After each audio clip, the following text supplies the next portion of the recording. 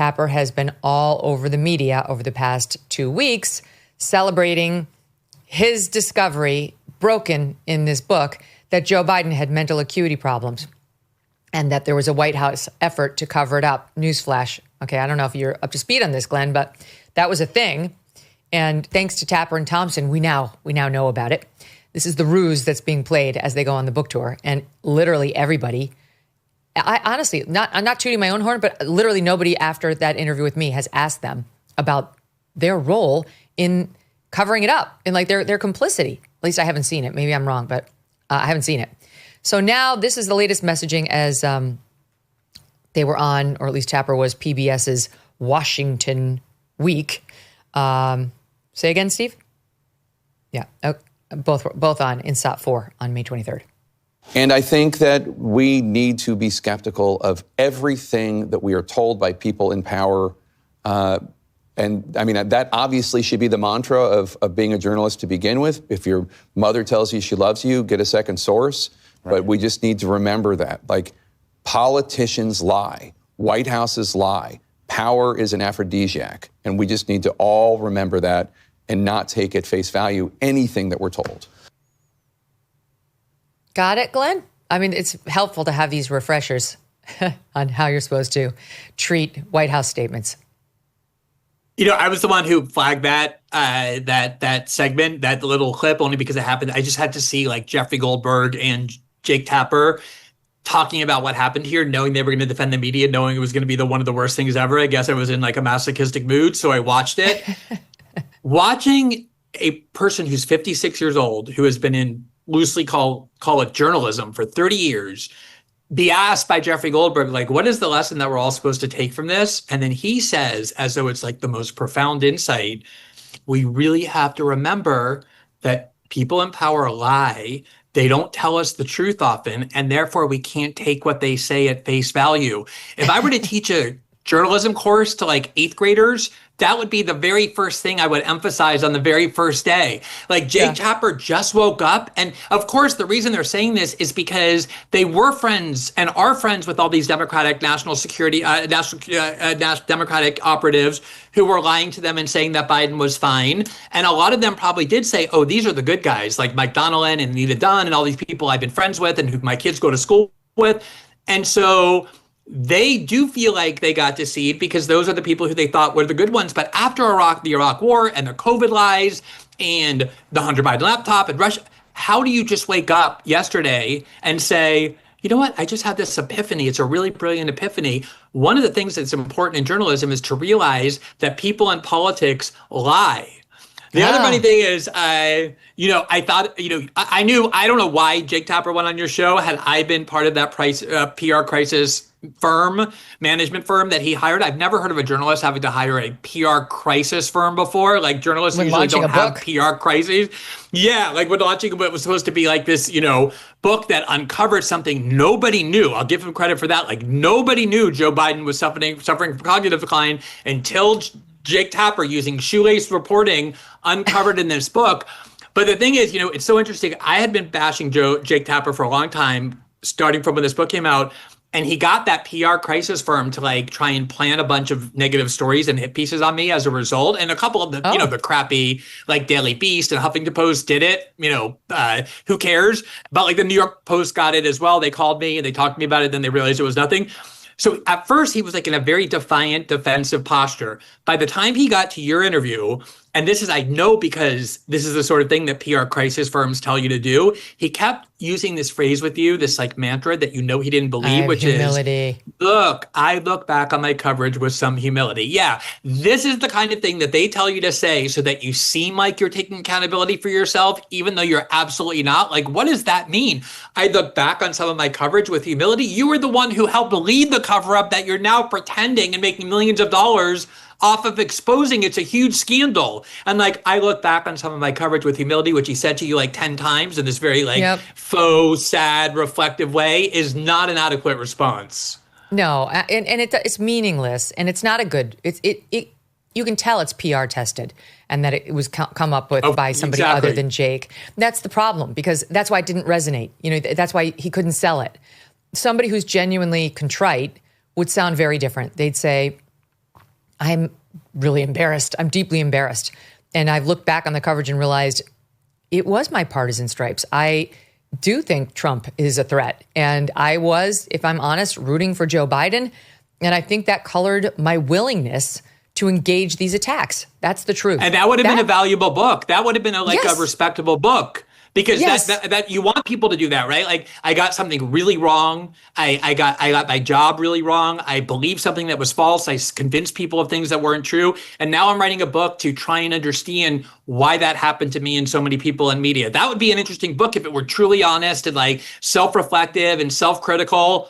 Of course, they sold this book as Jake Tapper breaking one of the biggest stories in decades of journalism, more than the Snowden story and Watergate and whatever else. Like, he revealed to us something that nobody knew except 85% of the American people, that Joe Biden, when he was president, was in cognitive decline. Thank you so much, Jake Tapper, for letting us know that, especially since you have to come to terms with the fact that you are one of the people hiding that.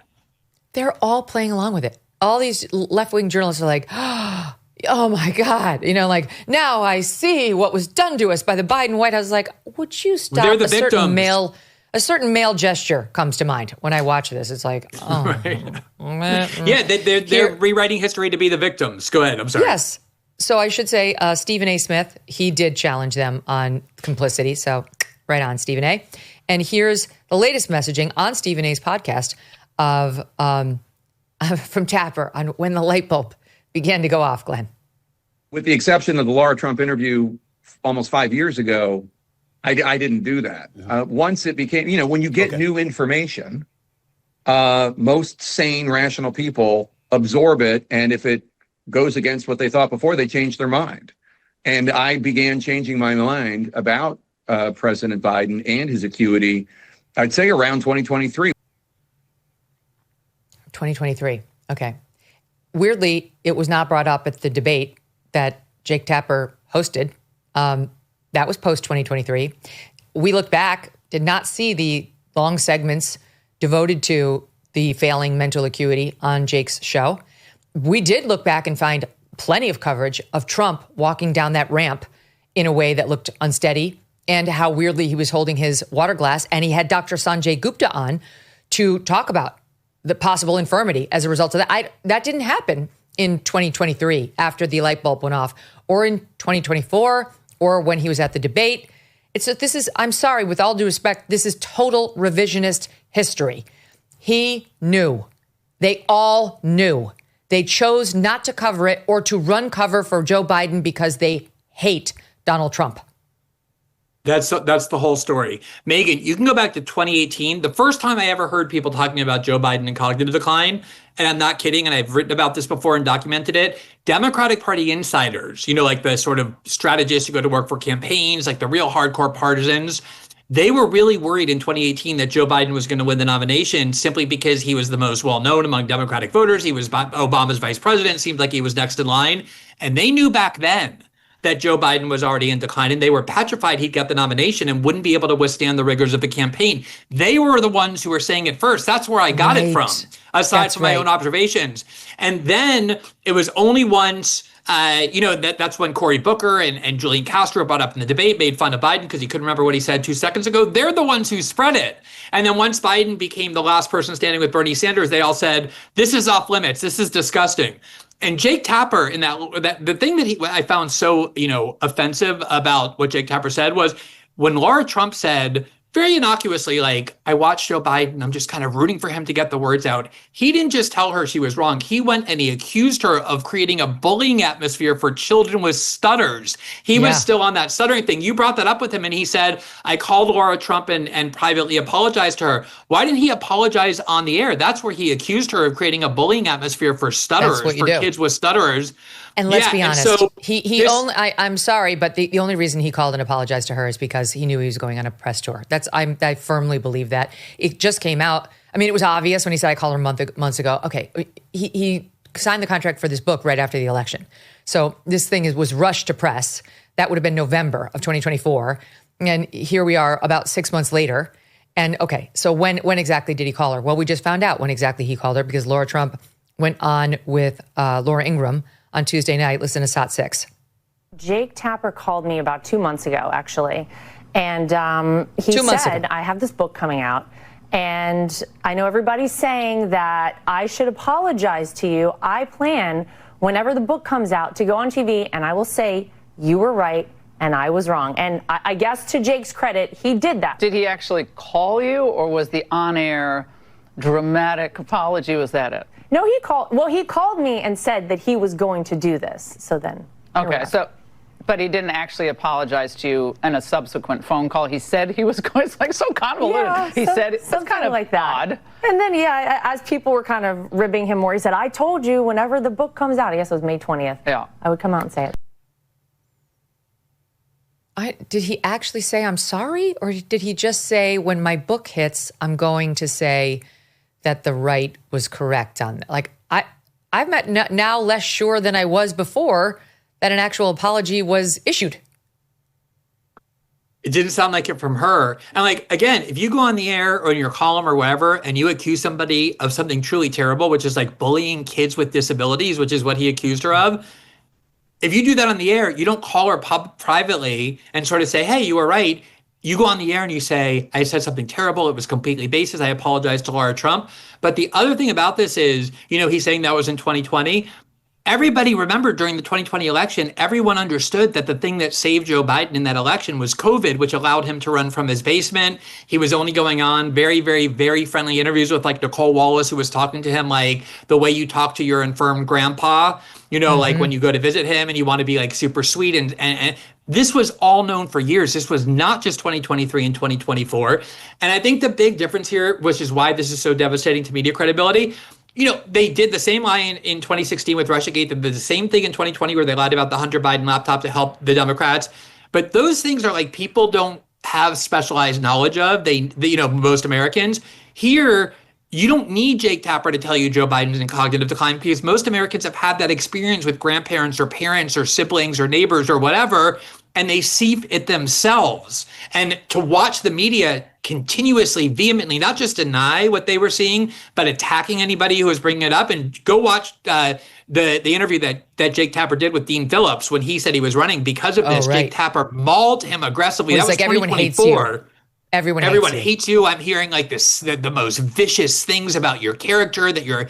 And, and then he would like have a bunch of Democrats on. He would ask them, have you ever seen Joe Biden in any kind of odd state? And they would always say no. So he was absolutely perpetrating this narrative, and it goes all the way back to 2020. And that's the other thing they're trying to revise, that it only started in 2023. I know it's not true. And here's the other pivot that they're trying to do. Both of them. I mean, I'll ask the audience because they watched this interview when Tapper and Thompson came on. Do you notice a difference in how Alex Thompson sounds as he was on our show versus when he gets in front of a left-wing audience on MSNBC? Listen to this, SOT 2.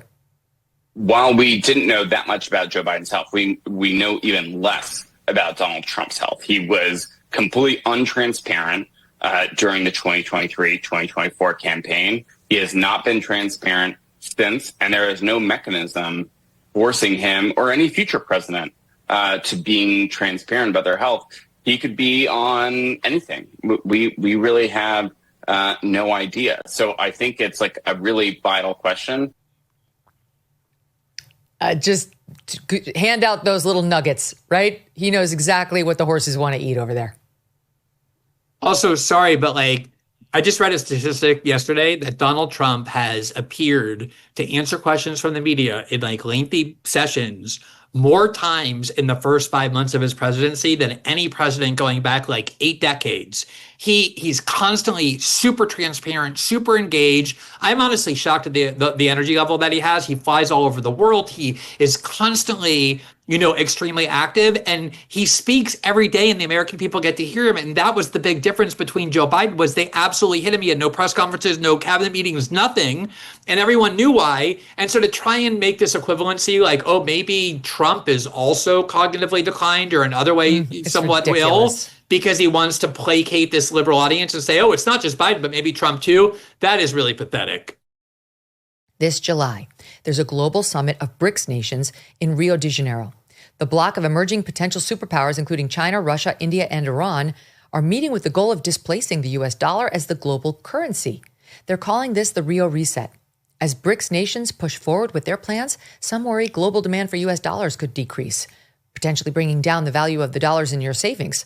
While this transition will not happen overnight, the real reset could mark a pivotal moment. So learn if diversifying your savings into gold is right for you. Birch Gold Group can help you move your hard-earned savings into a tax-sheltered IRA in precious metals. Claim your free info kit on gold by texting MK to the number 989898. With an A+ rating with the Better Business Bureau and tens of thousands of happy customers, let Birch Gold arm you with a free, no-obligation info kit on owning gold before July and the so-called Real Reset. Text MK to 989898 today. Thanks so much for watching. If you like what you just saw, hit the subscribe button for more clips and full episodes.